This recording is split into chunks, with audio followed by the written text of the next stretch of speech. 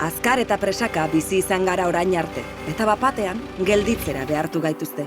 Eta orain, etxe barruan sartuta gaude. Mundua leihoaz bestaldera gelditu da, eta ohartu gabe, gure buruetatik haratago ikusten hasi gara. Munduaren mutur batean gertatutakoek beste muturrean eragina dutela ikusi dugu. Denok, herri global bakarra osatzen dugula. Elkar besarkatzeko beharra somatzen hasi gara. Gure buruak eta besteenak zaintzea beharrezkoa dela ikasi dugu. Eta ez bakarrik gure buruak zaintzea, amalurra zaintzea ere bai.